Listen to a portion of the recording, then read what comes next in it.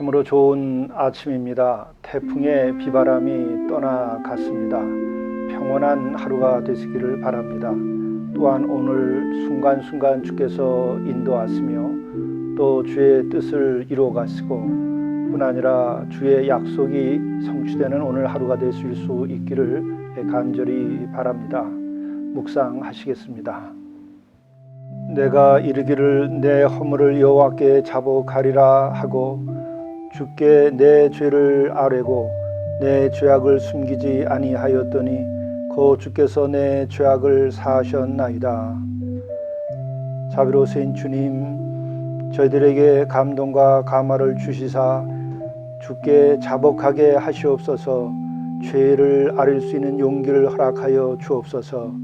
죄를 숨기지 아니하도록 인도하셔서 우리의 모든 죄악이 사하여지는 은혜를 입게 하시고 우리가 진정 주 안에서 자유케 되는 삶을 살아가도록 인도하여 주옵소서. 우리 주 예수 그리스도의 이름으로 간절히 구하옵나이다. 아멘.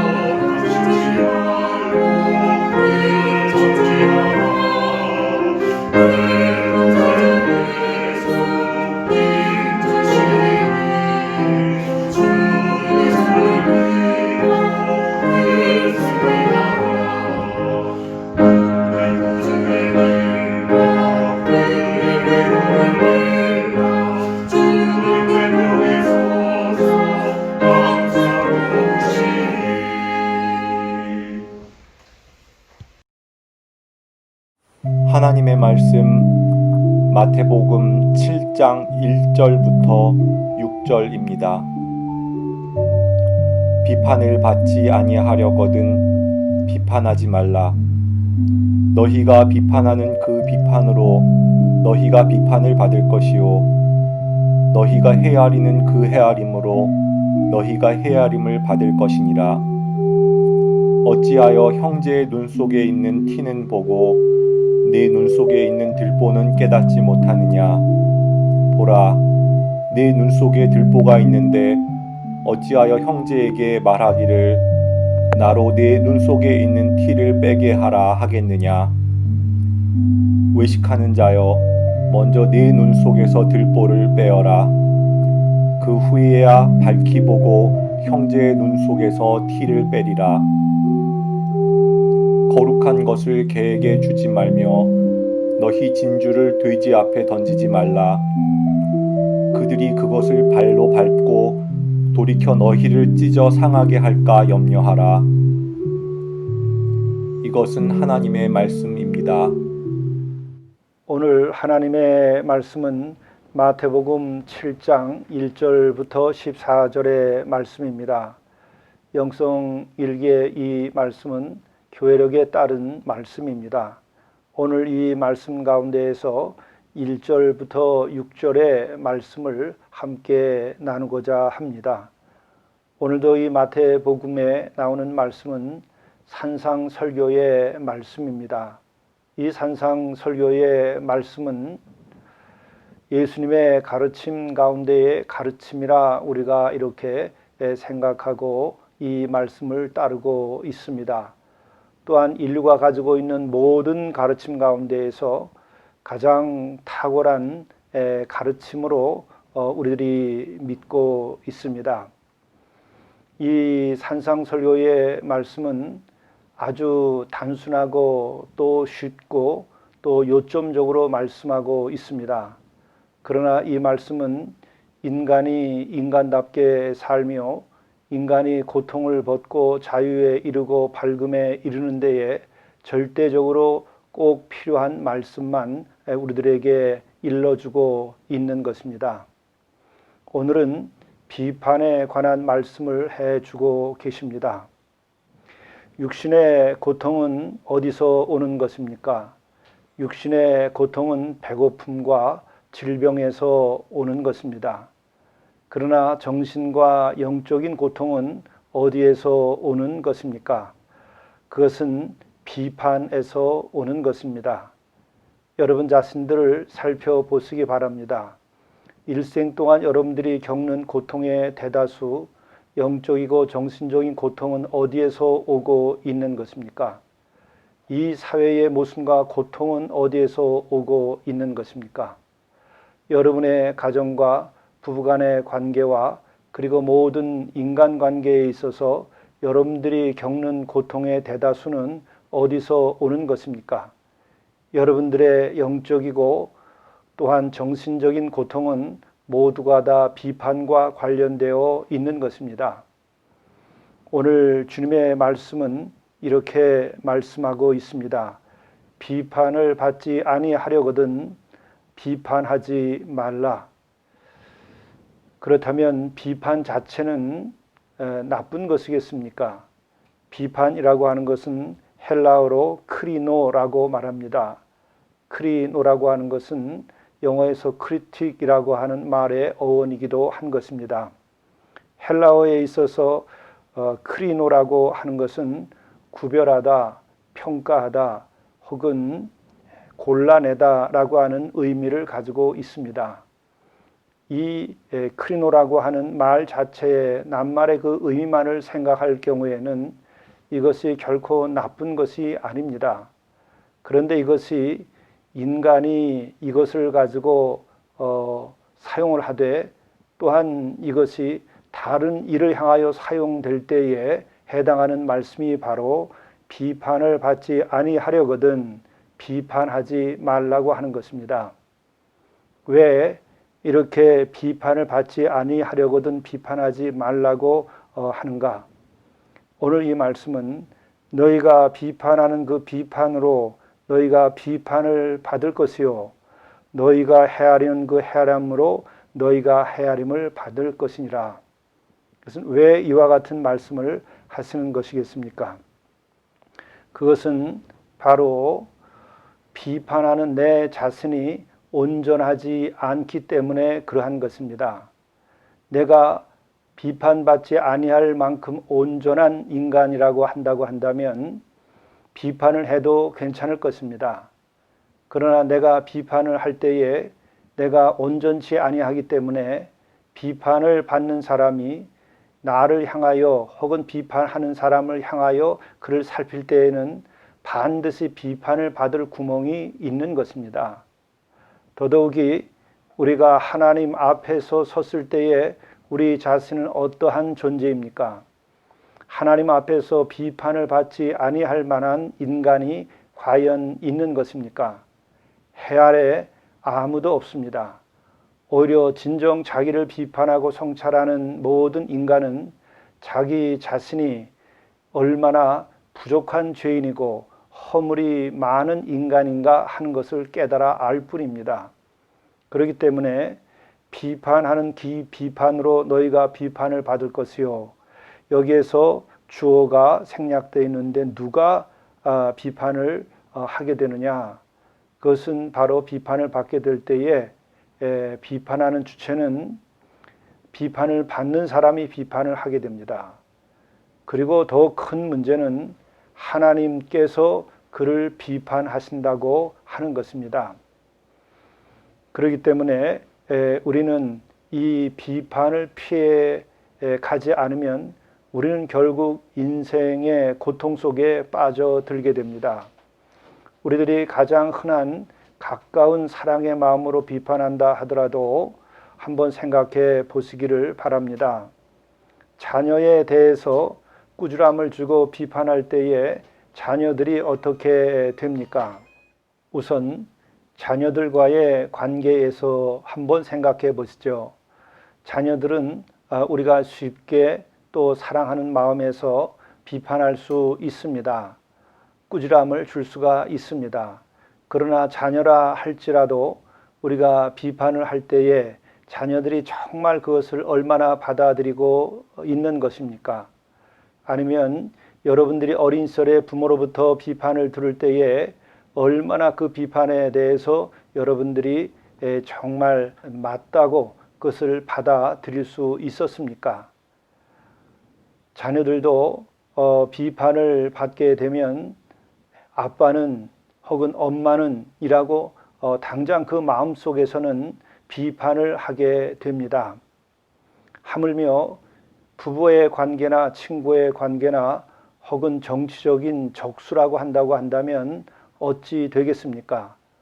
혹은 세상은 경쟁자 없이 살 수 없는데 우리가 그를 향하여 비판의 화살을 날린다고 한다면 그 화살은 몇 개가 돼서 돌아오게 됩니다. 그것이 부당한 것이겠습니까? 진정 자신을 돌이켜보면 우리는 똑같이 비판받을 수 있는 또 다른 구석을 가지고 있습니다.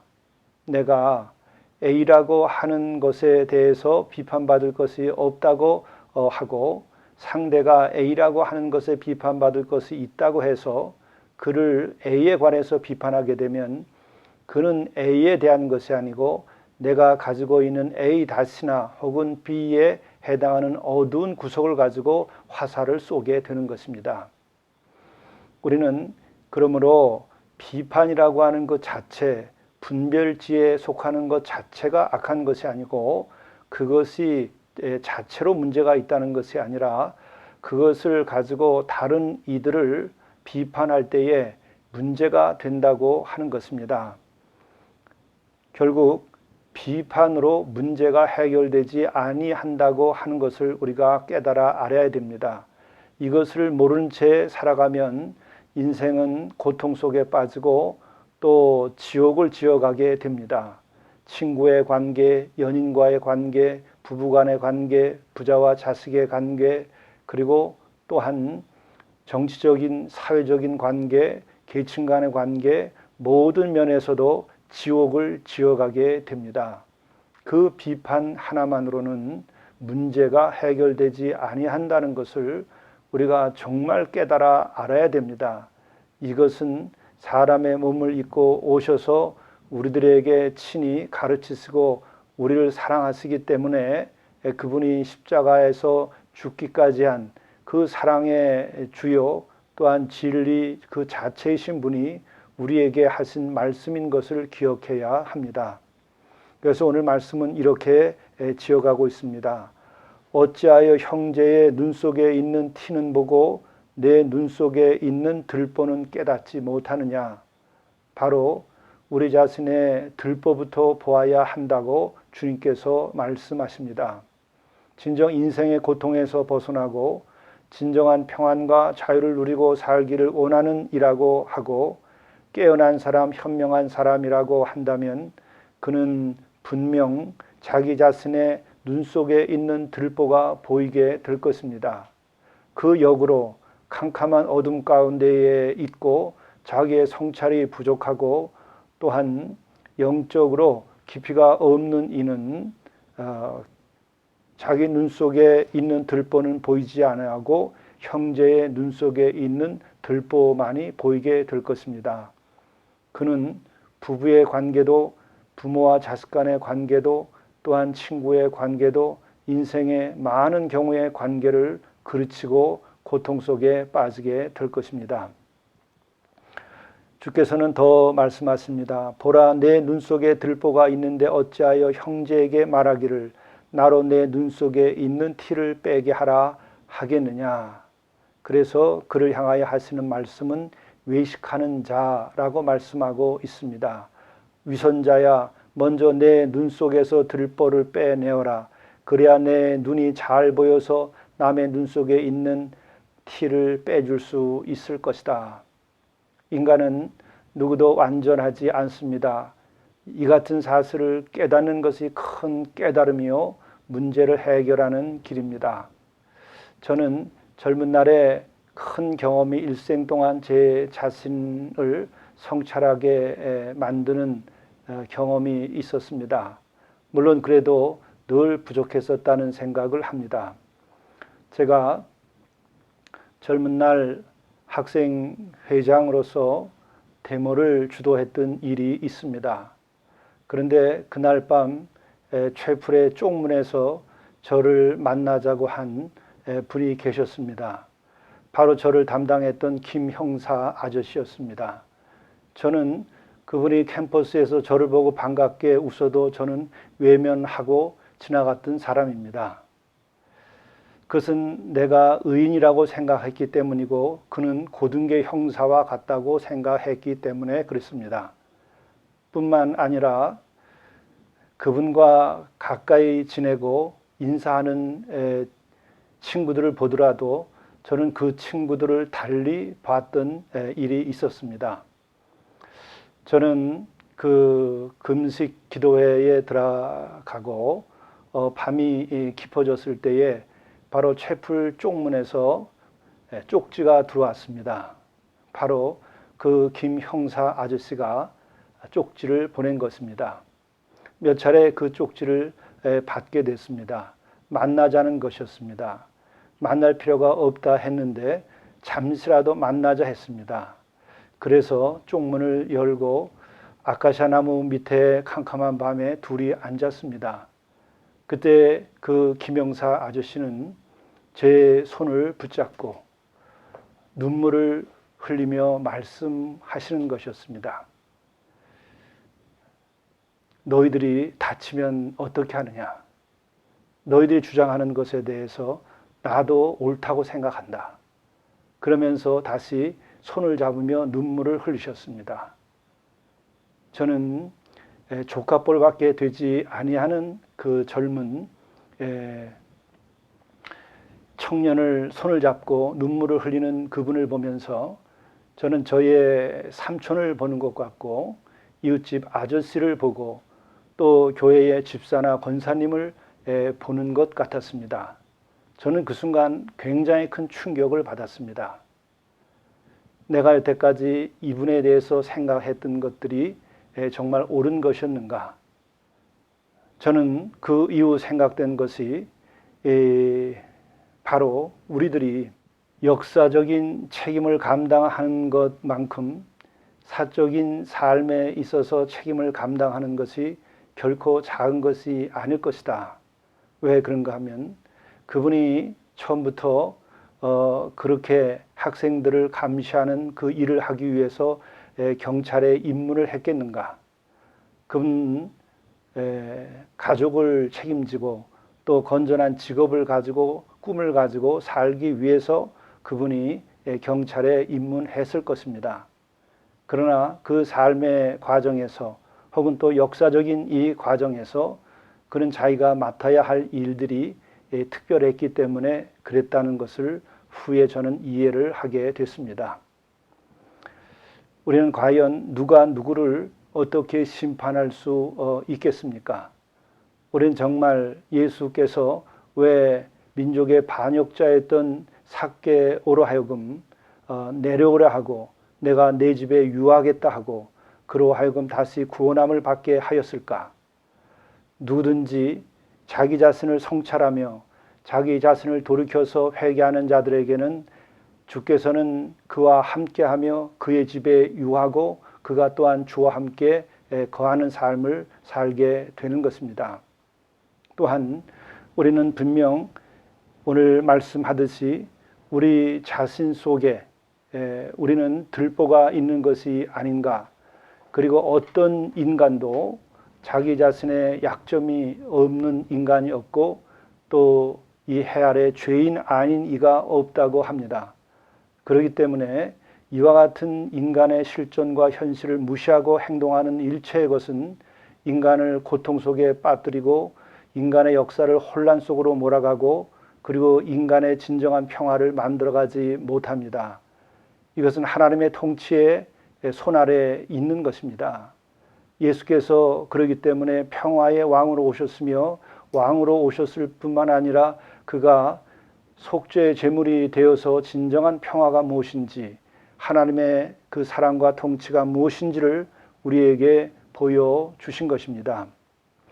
그래서 주님께서는 그렇게 자기 자신을 성찰하지 아니하는 이를 외식하는 자라고 말했습니다. 그리고 또한 그는 그의 헤아림으로 헤아림을 받을 것이요 또한 그의 비판으로 그가 하나님의 심판을 받을 것이라고 분명하게 못을 받고 있습니다. 이 하늘 아래 창세 이래로 지금까지 여기에서 예외인 피조물은 아무도 없습니다. 하나님의 통치는 영원 전부터 영원 후까지 계속되는 것입니다. 그러므로 우리는 오늘 우리들의 주시는 말씀을 다시 한번 기억해야 합니다. 비판을 받지 아니하려거든 비판하지 말라. 너희가 비판하는 그 비판으로 너희가 하나님의 비판을 받을 것이요 너희가 헤아리는 그 헤아림으로 너희가 하나님의 헤아림을 받을 것이니라. 뿐만 아니라 우리는 가까운 형제 자매로부터도 똑같은 비판과 헤아림을 받을 것이요 또한 역사적으로도 그렇게 비판과 헤아림을 받게 될 것입니다. 어찌하여 형제의 눈 속에 있는 티는 보고 내 눈 속에 있는 들보는 깨닫지 못하느냐. 보라, 내 눈 속에 들보가 있는데 어찌하여 형제에게 말하기를 나로 내 눈 속에 있는 티를 빼라 하겠느냐. 이것은 사람의 몸을 입고 오신 하나님의 말씀입니다. 기도하시겠습니다. 외식하는 자여 먼저 내 눈 속에서 들보를 빼어라. 그 후에야 밝히 보고 형제의 눈 속에서 티를 빼리라. 자비로우신 주님, 저희들에게 눈을 뜨게 하셔서 내 눈 속에서 들보를 빼어 버리도록 인도하여 주옵소서. 이로 인하여 내가 지어가는 고통의 세계에서 벗어나게 도와주시고 내가 지어가는 고통의 가정에서 벗어나게 하시고 또 고통받는 역사와 인간의 모든 죄악에서 벗어나도록 인도하여 주옵소서. 형제의 눈 속에서 티를 빼려 하지 말고 오늘도 우리가 내 눈 속에 있는 들보를 빼내므로 우리가 정녕 주께서 기뻐하시며 또 주께서 원하시는 평화를 만들어가는 자가 되게 하시고 진정한 화해와 그리고 구원을 성취해 나가도록 인도하시며 이로 인하여 부부의 관계가 회복되게 하시고 부자의 관계가 회복되게 하시고 모녀의 관계가 회복되게 하시고 이 민족이 주께서 원하시는 평화의 길로 나가도록 인도하여 주시옵소서. 우리 주 예수 그리스도의 이름으로 간절히 기도드리옵나이다. 아멘. 오늘의 성령의 인도하심은 오늘은 인내하는 하루가 되게 하소서입니다. 성령께서 우리와 함께하면 인내하게 합니다. 인내함이 있을 때에 우리는 우리 자신을 성찰을 할 수도 있습니다. 인내하는 힘이 있을 때에 우리는 다른 이들을 용납할 수도 있게 됩니다. 성령께서 우리와 함께 하셔서 인내하는 능력을 주실 때에 우리에게 주어진 약속이 성취될 때까지 우리가 믿음을 지킬 수 있게 됩니다. 오늘도 인내하심으로 인하여 주님의 약속이 성취되는 날이 되시기를 바라고, 또한 우리들의 삶이 주께서 기뻐하시는 삶이 되기를 간절히 바랍니다. 감사합니다.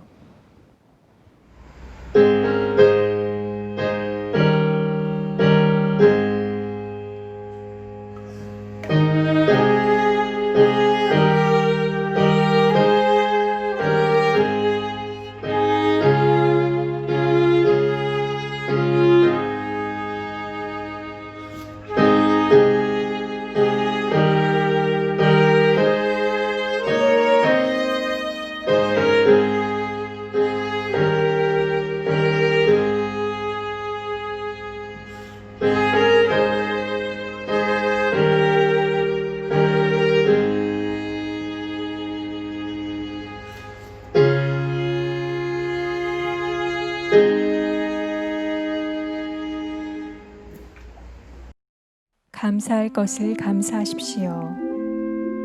감사는 영혼의 생기와 기쁨을 더하여 줍니다. 범사에 감사하는 이는 범사가 평안케 됩니다. 그래서 영성일기는 하루 3가지씩 감사를 기록하게 되어 있습니다. 이를 실행하는 이는 그의 발길이 천국에 다다를 것입니다.